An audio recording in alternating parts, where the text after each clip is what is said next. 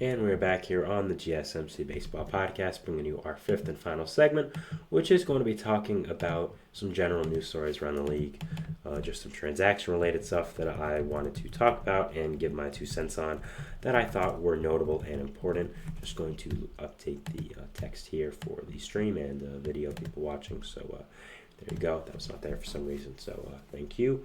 But so the first thing I did want to talk about was Victor Robles. Now, Victor Robles, I made a short about this yesterday as well, so if you want to check out that, please go ahead. It's on the YouTube channel, GSMC Sports Network. He was DFA'd by the Nationals after a long career there with Washington, being their center fielder for a number of years, being one of the main pieces of that World Series run in 2019. Now, this is a big change for the Nationals, I'd say. You look at Robles, he was a guy that was a big part of their young core for a long time, was hailed as one of the kind of saviors for this Nationals franchise, and honestly never really got it going. Was always a guy that was defense first, never really found his way with the bat. Always just did really good with the glove, but never found his way with the bat. Never found his way to be the hitter that the Nationals expected him to be. And DFAing him, I think it maybe signals one of the final end of this old Nationals team back in 2019, 2020, 2021, and focusing into the more younger core of this team. Guys like James Wood, guys like Dylan Cruz, of course C.J. Abrams already, who's made his mark, Mackenzie Gore, people like that. So I think it was kind of a little bit of a passing of the torch, DFAing the older guy who never really found his way within the league and was a big part of their core, and going into the younger generation of this Nationals team now. There's a lot to like here if you're a Nationals fan. A lot of good players that I think are going to end up doing really, really well, and really excited to watch them, honestly. Really excited to end up seeing this Nationals team for the future and end up seeing what could happen with this team. It'd be interesting to see if Robles does land anywhere. I think that he does provide a lot of value off the bench, being a late-game defensive replacement, being a speed guy. I think any team that could use some outfield depth or just pinch runner depth or fielding depth, I think would be a good fit. Again, I'm going to mention him and the next guy I'm going to talk about as well with the Braves. I think the Braves could use an outfielder right now. I think getting Robles would be a good fit because he has good speed, something the Braves need to work on his defense, especially with Acuna. He was not the greatest defender, so with him being out, maybe take advantage of that and get obviously there's no benefits to Acuna being out, but maybe you can fill in at least defensively because he was not good in the outfield this year defensive-wise. So getting one of the premier defenders in our league in Victor Robles, I think would be a really good decision for the Braves and would end up bringing a lot to this team. So that should be interesting. But interesting situation here for the Nationals. DFAing Victor Robles, finally getting him off this roster, and new era for the Nationals. Even I'm a Mets fan, I'm excited to watch it. Just as a baseball fan, I'm excited to watch it. I love a lot of these players they have. I think James Wood and Dylan Cruz are absolute monsters, are going to be top 30 players in baseball by third year in the leagues, by the third year their careers, honestly. I love both these players. I think they're absolutely outstanding, and I'm kind of jealous they have them. So, going to be very, very interesting to see, and very, very interesting to end up watch both these players and watch this Nationals young core develop. Ramon Laureano, another guy I made a short on yesterday. If you want to check it out, go ahead. It's on the channel. He was released by Cleveland after a year and a half with the organization. Filled in for a starting outfielder spot with them for the past 2 years. Never really found his way. You could say the same thing about his last few years in Oakland as well. Was a really good player for those A's teams that were trying and making the playoffs. Ended up getting suspended for PEDs. Was really never the same after that for whatever reason. I don't know. Could have been an injury. Could have been him not being on the juice and not being as good of a player. I'd say that's possible. Could have been that long gap of 80 games and really didn't really hit him hard. Could have been that, but just really never found his way with Oakland after that 80-game suspension.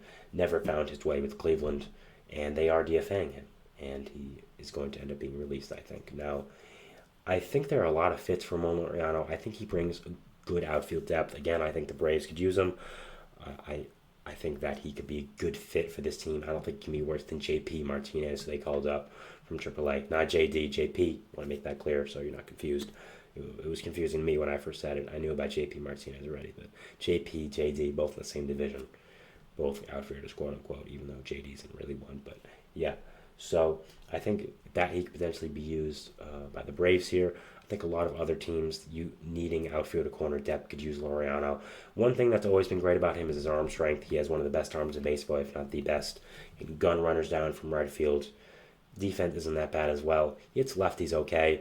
So I think there is some value here with Laureano. I just think with the Guardians having a lot of good younger bats that have kind of come out of nowhere, there just wasn't a spot in this roster for him. But I think there are other ways. There are other teams that could use him in different ways as well, particularly off the bench. I think he brings a lot of value there. So it should be interesting to see, and should be an interesting thing to watch, see where Laureano does end up getting to in free agency, and seeing if anyone does sign him, even to a minor league deal. We'll see. I think someone should, and it's going to be an interesting situation to watch here. Nick Lodolo has been activated off the injured list for the Reds after a groin strain let him out for a good amount of games. He came back through 5 1/3 innings pitched, giving him no runs. So really good job by him. Really good job there. I think Lodolo is one of the better pitchers in baseball when healthy. I think that he provides a lot of great depth to this Reds rotation. I think he does a really good job for this team, and really, really is a great pitcher for them. And with them really not performing up to the standard I and a lot of people expected them to this year, I expected them to win the Central. They're last in it. They've been hit hard with injuries, yes, but I think that's really no excuse. Some of your players have to perform better. I think Lodolo coming back, if he can perform better, if he can start performing up to Lodolo I know, and make this Reds team a lot better, I'd be very, very interested to watch, and I want to see them do that. I love this Reds team.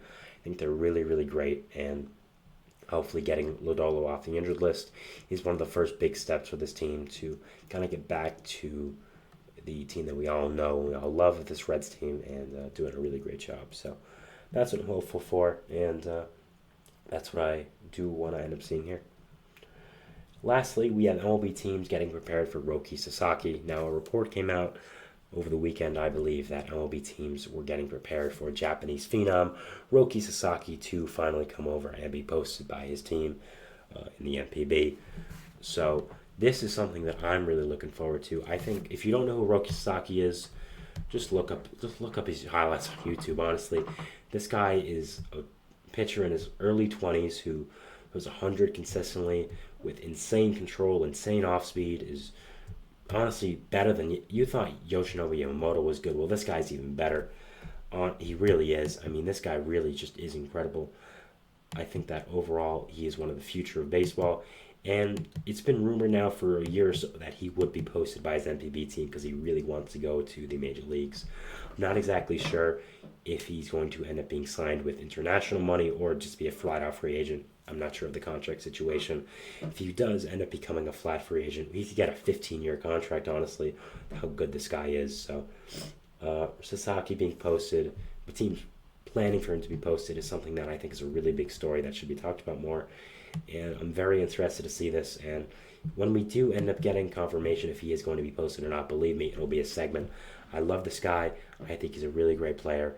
And I think that overall he is going to be a future face of this league and is a really, really good player. So excited to watch him for the future and excited to see what team he does end up landing on this offseason if he is posted, which I think he will be. So that is it for our show today, guys. I want to thank you so much for watching. Remember to like, subscribe, and hit the notification bell. Not only get notified when I upload, when all the other great content creators on this channel do. We invite you to follow us on Facebook, Twitter, TikTok, Instagram for more content and updates.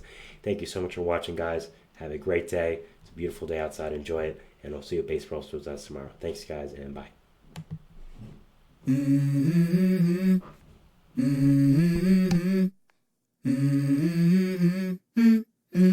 Let's go.